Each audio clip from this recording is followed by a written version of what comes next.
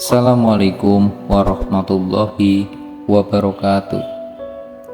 Pemirsa Bagrisan yang dirahmati Allah Subhanahu wa Ta'ala, puji dan syukur marilah kita panjatkan kehadirat Ilahi Rabbi. Atas karunia-Nya, nikmat sehat kita dapat bersama-sama dalam satu misi mencari ilmu untuk meningkatkan ketakwaan kepada Allah Subhanahu wa Ta'ala. Tak lupa juga sholawat serta salam senantiasa kita curahkan kepada junjungan Nabi Muhammad SAW beserta sahabat. Pemirsa yang dirahmati Allah, kali ini kita akan membahas tentang hukum zina dan sanksi zina. Sudah dijelaskan sebelumnya bahwa zina merupakan salah satu perbuatan dosa besar. Dosa besar setelah dosa syirik dan membunuh. Para ulama sepakat bahwa zina hukumnya haram dan termasuk salah satu bentuk dosa besar. Bahkan pelaku zina dapat dikenai sanksi yang sangat berat jika terbukti melakukan perbuatan zina. Meski demikian, ada sejumlah syarat yang mesti dipenuhi sebelum menetapkan seseorang sebagai pelaku zina.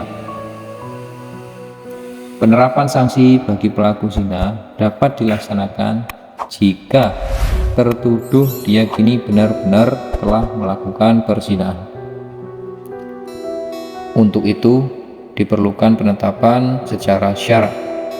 Namun Rasulullah sangat hati-hati dalam melaksanakan had zina ini. Rasulullah tidak akan melaksanakan sanksi zina sebelum yakin bahwa tertuduh benar-benar berbuat zina. Berikut dasar-dasar yang dapat digunakan untuk menetapkan bahwa seseorang telah benar-benar berbuat zina. Yang pertama, adanya 4 orang laki-laki sebagai saksi yang kesaksian mereka harus sama dalam hal tempat, waktu, pelaku, dan cara melakukannya. Allah SWT berfirman, dan terhadap wanita yang mengerjakan perbuatan keji dalam arti berzina, hendaklah ada 4 orang saksi di antara kamu yang menyaksikannya. Quran Surat An-Nisa ayat 15. Yang kedua, pengakuan pelaku zina sebagaimana dijelaskan dalam hadis Jabir bin Abdullah RA berikut. Dari Jabir bin Abdullah Al-Ansori bahwa seorang laki-laki dari Bani Aslam datang kepada Rasulullah dan menceritakan bahwa ia telah berzina. Pengakuan ini diucapkan 4 kali. Kemudian Rasul menyuruh supaya orang tersebut dirajam dan orang tersebut adalah muhsan. Hadis riwayat Al-Bukhari. Sebagian ulama berpendapat bahwa kehamilan perempuan tanpa suami dapat dijadikan dasar penetapan perbuatan zina. Akan tetapi, jumhur ulama berpendapat sebaliknya. Kehamilan saja tanpa pengakuan atau kesaksian 4 orang yang adil tidak dapat dijadikan dasar penetapan zina. Kemudian sanksi zina. Seperti yang telah dijelaskan bahwa hukum zina adalah haram dan tidak ada perbedaan pendapat mengenai hal itu. Bahkan pelaku zina dapat dikenai sanksi yang sangat berat setelah tertuduh benar-benar terbukti secara pasti bahwa dia adalah pelaku zina. Setelah terbukti bahwa tertuduh benar-benar pelaku zina, maka bisa diberikan sanksi berdasarkan jenis perbuatan zina yang dilakukan. Adapun bentuk sanksi zina berdasarkan bentuk zina adalah sebagai berikut. Yang pertama adalah zina muksan. Yang kedua adalah zina goiru muksan. Zina muksan yaitu perbuatan zina yang dilakukan oleh seorang yang sudah menikah. Ungkapan seorang yang sudah menikah maksudnya mencakup suami, istri, janda atau duda. Adapun sanksi yang diberlakukan kepada pezina muksan adalah rajam. Adapun teknis pelaksanaan hukuman rajam yaitu pelaku zina muksan dilempari batu yang berukuran sedang hingga benar-benar mati.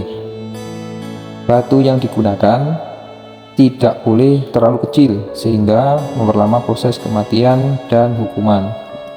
Sebagaimana juga tidak dibolehkan merajam dengan batu besar hingga menyebabkan kematian seketika, yang dengan itu tujuan memberikan pelajaran kepada pezina muksan tidak tercapai.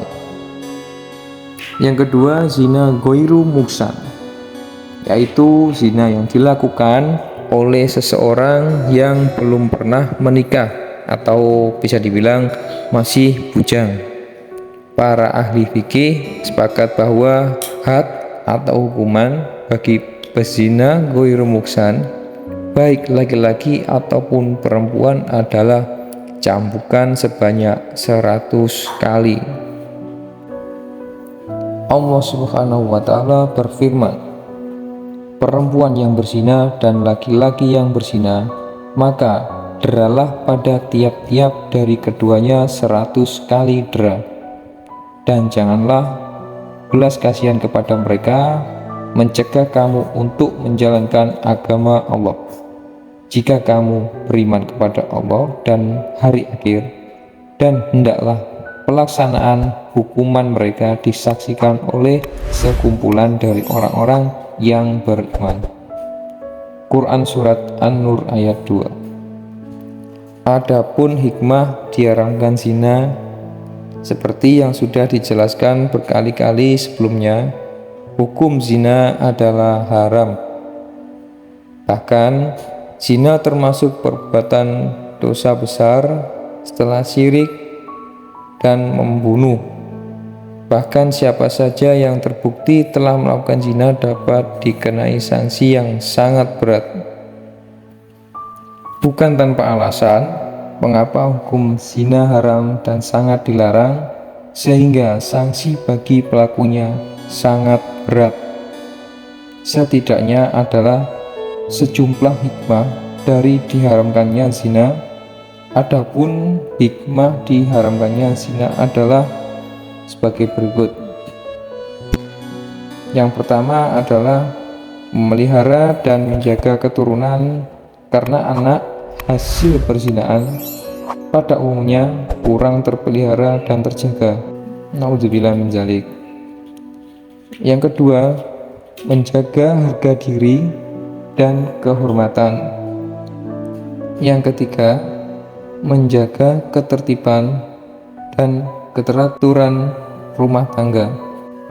Yang keempat, memunculkan rasa kasih sayang terhadap anak yang dilahirkan dari pernikahan. Yang lima, terhindar dari penyakit menular seksual. Demikian untuk penjelasan singkat dari materi ini. Semoga bisa menambah pengetahuan dan utamanya keimanan kita kepada Allah Subhanahu wa Ta'ala, agar selalu berada di jalan yang diridhoinya. Semoga pemirsa Bagrisan selalu diberikan barokah kesehatan, panjang umur, rezeki melimpah, dan dilancarkan segala urusannya. Amin. Amin ya robbal alamin. Akhir kata, wassalamualaikum warahmatullahi wabarakatuh.